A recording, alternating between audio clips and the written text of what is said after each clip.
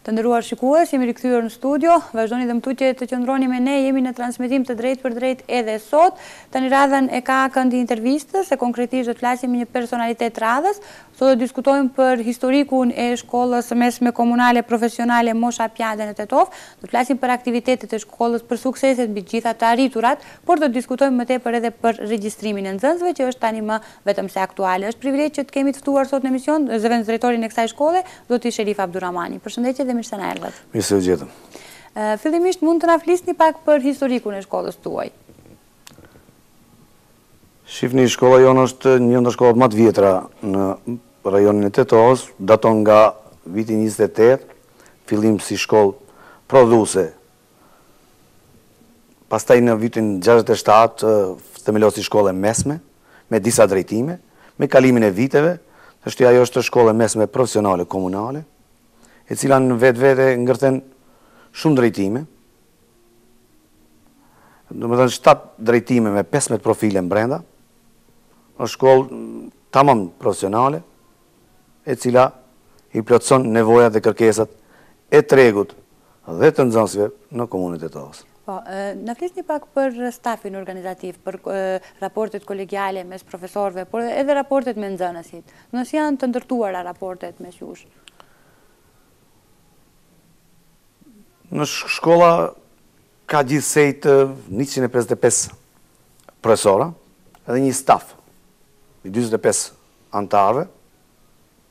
Marrëdhëniet kolegiale, unë po them janë shumë të mira, pra që gërshetojnë 2 gjeneratat, përse kove fundi është gjenerata e re që mbi sundon, janë të gjithë të profesionalizuar, të gjithë me nivelin e kërkuar. Ka një bashkëpunim mes kolegëve, mes stafit, mendoj që puna ecën mbar. Marrëdhëniet me nxënësit, të me ligjin e ri për arsim mesëm të obligueshëm, ndryshojnë pak. Trekënd që i famshëm, cilin gjithë ne e përmendim, prind, shkollë, arsimtar, funksionon, po t'i themi jo në atë nivelin e shkëlqyshëm, të kënaqshëm, por megjithatë funksionon. Dhe besoj që ja kemi arritur deri ku dalim mbar. Po, kjo i bie domethënë që konsultoheni edhe me prindrit e nxënësve për ndonjë rast, po për ndonjë. Neve të gjithë jemi bureshtar, dim se shkolla i ka të gjitha informatat për çdo nxënës. Me numër telefoni, me adrese, me print, të cilët për gjithçka, qoftë kujdestarët, qoftë stafi teknik i cili përbëhet nga psikolog, sociolog dhe pedagog, komunikojnë në mënyrë të përditshme me çdo print, që neve mos kemi asnjë farë defekti apo një farë problemi në shkollë. Fatmirësisht, ja, ky vit gati është në përfundim e sipër, neve jemi të kënaqur. Të kënaqur, kjo është me dia. E kur përmendim këtu çështjen e vitit në përfundim e sipër, tani keni edhe regjistrimin nëpër shkolla. Është në fakt, na flisni pak për afatet e regjistrimit. Normalisht çdo shkollë bën planet e veta. Ne momentalisht kemi të 1250 nxënës. Shqiptar dhe maqedon. Ku shumica janë shqiptar. Këtë vit kemi para 18 paralele mësim gjuhën shqipe dhe 11 paralele mësim gjuhën maqedone. Drejtimet tash janë 7, profilet janë 15. Çfarë thotë? Fillon nga drejtimi maqinerisë, që ka brenda automekanik dhe mekatronikën, elektroteknika, që ka elektroteknikën me teknik instalus, 3 vjeçar, kemi hotelerin edhe kuzhinier, pastaj kemi ndërtimtarinë në gjeodezi,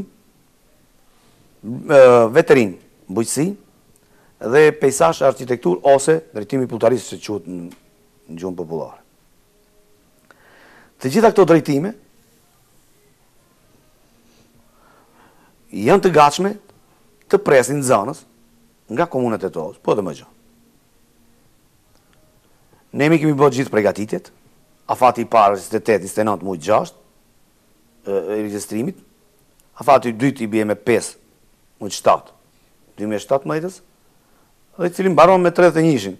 Nëse ka vende të lira, do të thotë vazhdohet deri me 31-shin e 8. Pasi se kemi më herët, ne përgatitjet e kemi bë, stafin e kemi, kabinetet themi që i kemi gati të gjitha kabinetet, për të gjitha landët, apeloj, ju sugjeroj trive, për arsye se edhe e shohin tash ekonominë e tregut, si lëvizën në tetove, gjithandej që mos e humbin shansin, të drejtohen drejtimeve profesionale, për arsye se kanë të drejtën, edhe këtu, pa edhe jashtë, gjë një vind pune. Po, të flasim pak për dokumentacionin e nevojshëm, cilat janë dokumente që duhet t'i plotësojnë nxënësit? Kriteret e dokumentacionin i cakton Ministri i Arsimit, pikët në fakt. Normalisht kërkohen dëftesat nga klasa e 5 dhe klasa e 9 me certifikata, dhe të gjitha dokumentat të tjera është e detyruar në bazë të ligjit për shkollim të plotësoj shkolla. Më thënë, asnjë pagesë nuk i bie nxënësit apo prindit. Me qenë se ju përmendet pak më herët drejtimet apo degët në shkollën tuaj, në cilën drejtim keni më tepër të interesuar nxënës? Shishoni, mos informimi apo mos angazhimi apo mos interesimi i prindërve, veçanti pa dhe i shkollës.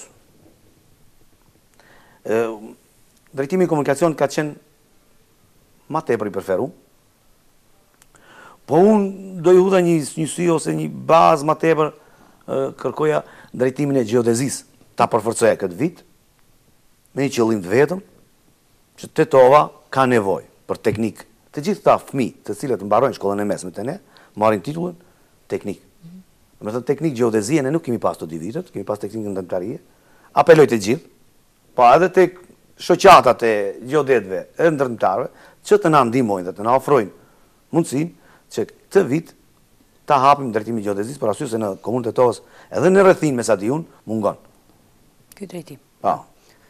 Të flasim pak për numrin e nxënësve. Mendoni që kemi një rënje të numrit të nxënësve të regjistrimit në shkollat mesme? Unë kam një përvojë përsa gjatë në arsim, pa edhe si udhëheqës. Gjithkund shkollat profesionale, pa edhe në perëndim, kanë problem me numrin e nxënësve.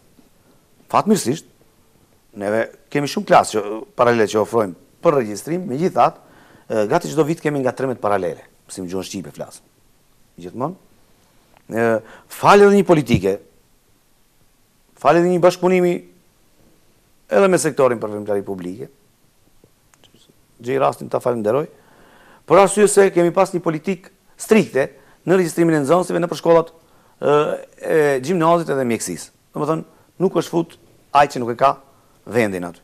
Prandaj, të gjithë tjerët, të cilët nuk e kanë gjetë veten aty, janë orientuar te shkollat profesionale. Që do të thotë, jemi të kënaqur. Ka nevojë për më tepër, ka. Gjithsesi, por ama edhe me këtë që jemi të kënaqur. Po, se jeni të kënaqur me arritjet e nxënësve, të themi, me çmimet, shpërblimet që ato i kanë marrë, me sukseset e tyre. Shqiptari, ju me siguri keni dëgjuar, është një ndër shkollat kryesore në Maqedoni që merret me projekte.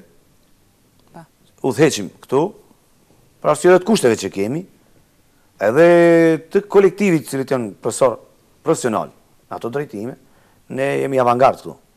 Edhe mund të murem me nxënësit që kemi, ka mundësi akoma tepër, bashkëpunimi është me shkolla tjera, duhet të vazhdoj, edhe duhet të përpiqem më shumë. Po.